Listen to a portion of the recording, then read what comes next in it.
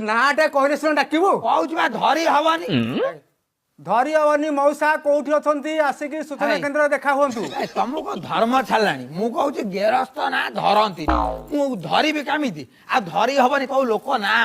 एते अकाल पाछिया पिला तुम सब ताले आपण लिखि दउ नादी एते समय गलानी से कथा कहूना आ सेया परा कहूची